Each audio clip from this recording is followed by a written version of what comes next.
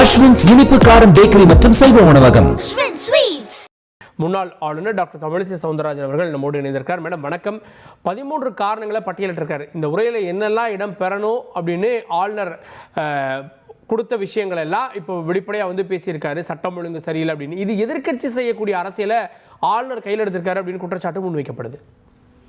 இல்ல, நான் அதுக்கு போறதுக்கு முன்னால என்னோட கன்சர்ன் நான் நினைக்கிறது, ஆளுநர் எப்பவுமே ஒரு பரிகசிக்கப்படுகிறார். அவர் ஒரு உரை நிகழ்த்த கூடாத அளவிற்கு அவர் ஒரு சூழ்நிலை உருவாக்கி அவரை வெளிநடப்பு செய்ய வைக்கிறார்கள். அதான் என்னோட குற்றச்சாட்டு.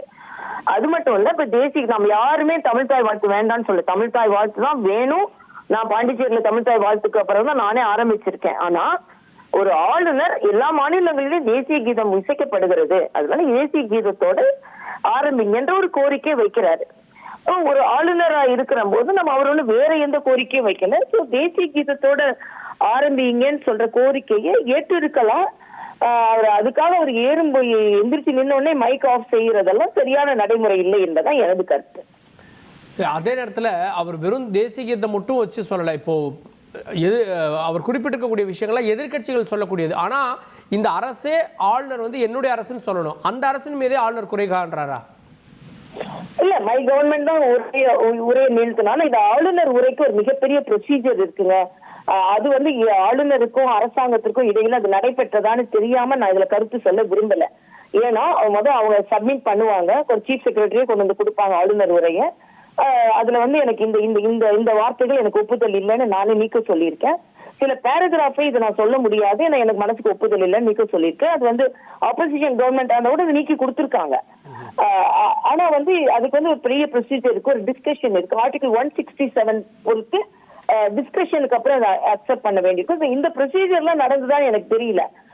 அதனால இந்த கருத்து பரிமாற்றம் நடந்துதான்னு தெரியாம நான் அதுல கருத்து சொல்ல விரும்பல. நான் மெயினா நினைக்கிறது, அங்க இருந்த ஒரு புரோட்டோகால் மீறப்பட்டிருக்கிறது என்பதும், ஆளுநருக்குள்ள மரியாதை, அந்த போஸ்ட் அவமரியாதை செய்யப்பட்டிருக்கிறது என்பதும், தொடர்ந்து அவரை வெளியில பேசுறதும், சட்டமன்றத்திற்கு வந்தாலும் அவரை வெளிநடப்பு செய்யக்கூடிய ஒரு சூழ்நிலையை உருவாக்குறதும், அது மட்டுமல்ல இன்னைக்கு 100 ஆண்டுகள் நாங்க பாடுறது இல்லை, அதனால நாங்க பாடும்போது அந்த வழக்கத்தை தான் நாங்க வச்சிருப்போம் அப்படின்னு சொல்லிட்டு கவர்னர் உரையோடு தான் வருட ஆரம்பித்துல நிகழ்த்தணுன்ற நாங்க அந்த பழக்கத்தை எடுப்போம் அப்படின்னு சொல்றது, ஒரு பழக்கத்தை நாங்க வச்சிருப்போம், ஒரு பழக்கத்தை நாங்க எடுப்போம் அப்படின்னு சொல்றது, இதெல்லாம் சரியில்லைன்றதான் எனது கருத்து. மேடம், ஆளுநர் உரையை விலக்குவது பற்றி முடிவெடுக்கப்படும், அதற்கான முயற்சி மேற்கொள்ளப்படும் முதலமைச்சர் சொல்றாரு. ஆளுநர் உரையே இல்லாம அவை தொடங்குவதற்கான நடவடிக்கை சாத்தியமா? இல்ல, சாத்தியம் இல்ல. பட் ஆனா எல்லாருமே ஆளுநர்களை குறை சொல்றாங்களே தவிர முதலமைச்சர்கள் எப்படி நடந்து கொள்கிறார்கள் என்பது யாருமே எடுத்துக்கொள்ளல. உதாரணத்துக்கு தெலுங்கானால இதே மாதிரி ஆளுநர் உரை இல்லாமலேயே முதல் வருடத்தை தொடங்கினாங்க. ஆனா ஒருவர் பப்ளிக் லிட்டிகேஷன் போட்டு கோர்ட் இல்ல ஆளுநர் உரையோடு தான் தொடங்கணும்னு சொன்னதுக்கு அப்புறம் ஆளுநர் உரையோட தொடங்கப்பட்டது. தெலுங்கானா கோர்ட்ல இதே மாதிரிதான் முதலமைச்சர் பிரச்சனை பண்ணி ஆளுநர் உரை இல்லாம அவங்க ஆரம்பிச்சாங்க.